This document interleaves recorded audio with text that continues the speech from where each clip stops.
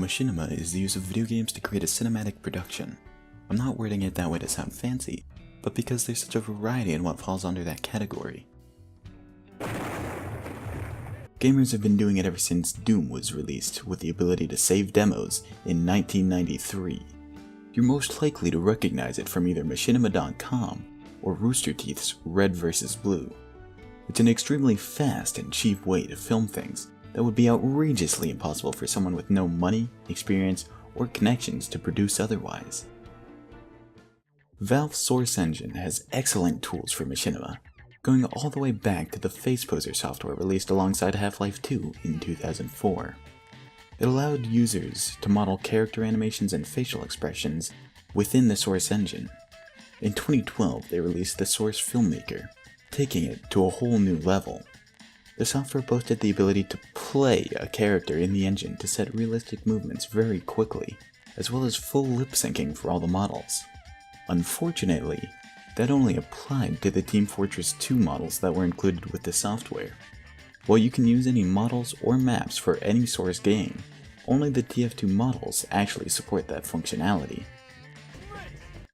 Not that that won't stop creators like Lich from fooling you into thinking otherwise, by using CSGO ARM models and recording from the perspective of a character within SFM. But it does make it difficult to use the software for anything other than TF2 movies, or hand animating everything anyway. But that isn't what this video is about. CSGO has a whole different set of tools that make it excellent for machinimating, thanks to GoTV. At its core, CSGO is an esport and has features built in that most games wouldn't. While the purpose of these features may have been recording and reviewing professional matches, the tools are excellent for machinima. You can go onto your own server, run GoTV, act out your scenes in real time, and then save a demo with everything. You can go back and review it with complete control, record from any position, any angle, and any number of times.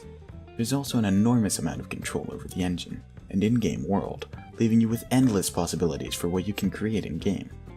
You could have an actor be a giant chicken, or a ghost, or fly, or explode, or any number of possibilities. You can even record lossless slow motion, since everything is rendered live in engine on playback. It's generally quite simple to do as well.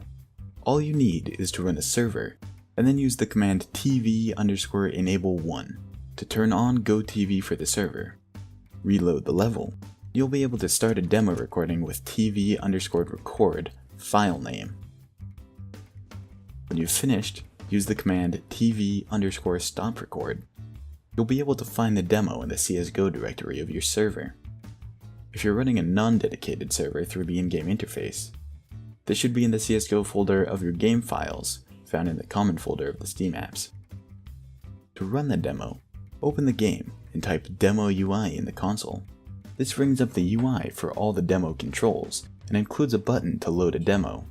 The file browser defaults to the CSGO directory of your game files, where the demo should be stored, but you can put your demo files anywhere you like. Personally, since I have to fetch mine from an external server, I put them in a subfolder of my videos folder. Now, just turn off your HUD using cl_drawHUD0, and you can set it to 1 to turn it back on. You can free spectate to any desired camera position, and then use the scrubber in the demo UI to get the time right.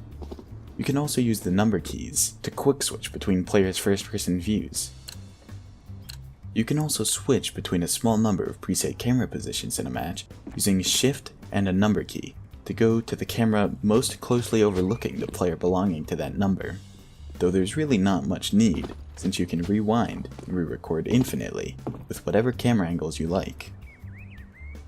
You can control various aspects of the demo by opening and closing the UI every time you want to change something, or you can create custom keybinds. For example, I use the brackets to control time. If I want to record something in slow motion, I hit the left bracket, and I use the right bracket to go back to normal. Unfortunately, you will need to use the demo UI to go to time points, as at the moment, I don't have a way to keybind going to a tick based off of the current tick. Perhaps that's a project for another day. If you don't have a dedicated server, you don't intend to get one, then you can stop watching here, as the rest of the video doesn't apply to you. However, I will say that I recommend it, as there are things you can't do otherwise.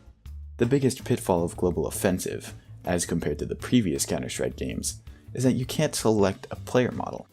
At the start of each map, you get one assigned to you at random from the set of models in that map's KV file. Fortunately, if you're running a dedicated server, you can resolve this issue with a simple plugin. You can find the link to the one I use in the description. It allows you to set your own custom list of models and names, so long as you remember to add any custom models to the appropriate folder on your server.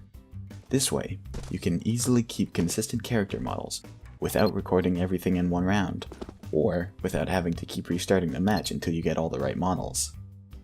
This does mean that you won't be able to type all of the commands directly into your console in game. So you'll either have to put them in the CFG files the server is using, use a remote console program like HLSW, or most probably some combination of the two. In any case, I think you'll find that whatever your machinimating needs are, they're possible in CSGO, with relatively little post-production trickery. CSGO is a mod by nature, and has a community full of people modding the game and creating custom content. While there's still a lot of work to get exactly what you want, it is far easier to do lots of very different things than it is in many other games, even those built with machinima tools like Halo, and even though the tools in CSGO were not actually intended for machinima. Thanks for watching, and if you ever put this tutorial to use, please come back and give me the link, as I'd love to see what you can do with it. Chicken, come, chicken, chicken, no. Is chicken swear to God. Oh